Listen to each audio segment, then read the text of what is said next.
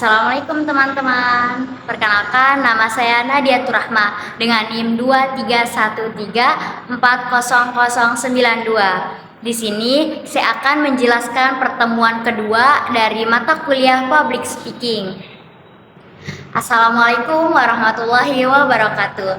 Halo teman-teman, perkenalkan saya di sini sebagai seorang pembicara sekaligus edukator yang ingin berbagi wawasan tentang pentingnya public speaking dan bagaimana kita bisa menjadi pembicara yang baik serta percaya diri saat kita tampil di depan umum. Pada kesempatan kali ini, saya akan menjelaskan apa itu public speaking, mengapa keterampilan ini sangat penting untuk kita kuasai, serta bagaimana cara melatih diri agar mampu berbicara dengan lebih efektif. Public speaking adalah proses berbicara kepada sekelompok orang dalam situasi yang terstruktur dan memiliki tujuan tertentu.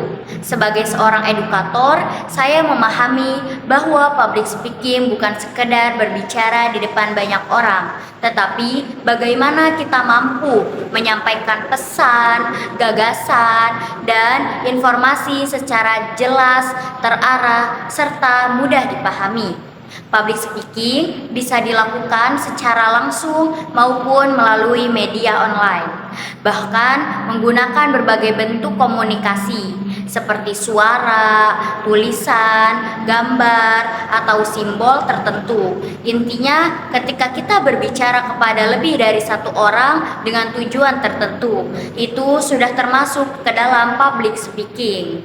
Mengapa public speaking begitu penting untuk kita pelajari? Dari pengalaman dan pengamatan saya sebagai seorang pembicara, banyak sekali orang sukses yang berawal dari kemampuan berkomunikasi yang baik. Seorang pemimpin, guru, influencer, bahkan seorang pengusaha, semuanya membutuhkan berbicara yang kuat. Di era teknologi seperti sekarang, kita dituntut untuk mampu berbicara dalam presentasi, membuat konten, tampil di depan kamera, hingga menyampaikan ide di berbagai forum.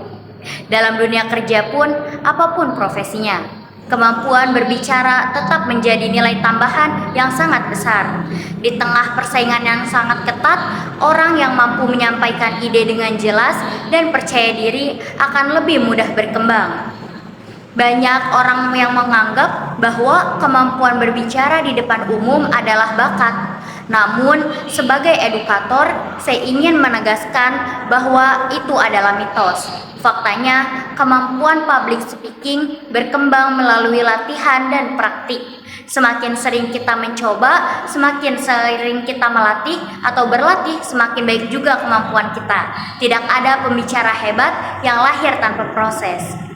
Untuk menjadi seorang pembicara yang baik, hal pertama yang perlu kita lakukan adalah berlatih secara konsisten. Selain itu, ada 3 hal penting yang selalu saya tekankan. Yang pertama, kita harus mengenali siapa diri kita, memahami kelebihan dan kekurangan kita agar kita bisa tampil secara autentik. Yang kedua, kita harus mengenali siapa audiens kita, menyesuaikan bahasanya dan pendekatan dengan latar belakang mereka, sehingga pesan yang kita sampaikan dapat diterima dengan baik oleh para audiens. Yang ketiga, kita harus benar-benar menguasai materi kita, apa yang akan kita sampaikan, karena penguasaan materi akan meningkatkan rasa percaya diri.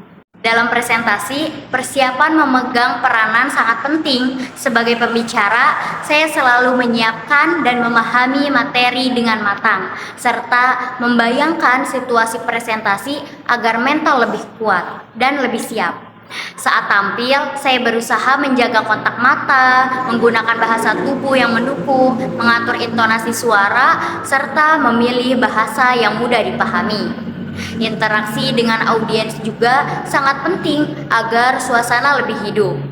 Penggunaan media seperti PowerPoint harus mendukung pesan, bukan justru mengalihkan perhatian. Seringkali kesalahan dalam presentasi terjadi karena slide PowerPoint terlalu penuh, tulisan terlalu kecil, terlalu banyak animasi, atau pembicara hanya membaca teks tanpa memahami apa itu isinya. Sebagai edukator, saya percaya bahwa slide hanyalah alat bantu. Kekuatan utama tetap ada pada pembicara. Yang sering menghambat kita sebenarnya bukan hanya orang lain, melainkan diri kita sendiri. Rasa gugup muncul karena rasa takut, takut salah, takut dinilai tidak baik, takut tidak sempurna. Namun, saya ingin menegaskan bahwa rasa gugup itu wajar. Bahkan, pembicara berpengalaman pun pernah merasakannya. Yang terpenting adalah bagaimana kita mengelola rasa gugup itu. Kita bisa menarik nafas dalam-dalam sebelum berbicara, melakukan ice breaking, mengajak audiens berinteraksi, dan fokus pada pesan yang ingin kita sampaikan. Sebagai penutup, saya ingin menegaskan kembali bahwa public speaking bukan tentang siapa yang paling berbakat, tetapi siapa yang paling mau belajar dan berlatih. Semakin sering kita mencoba, semakin kuat rasa percaya diri kita. Karena pada akhirnya yang mampu melawan rasa takut berbicara di depan umum adalah diri kita sendiri. Terima kasih atas perhatian teman-teman semua. Wassalamualaikum warahmatullahi wabarakatuh.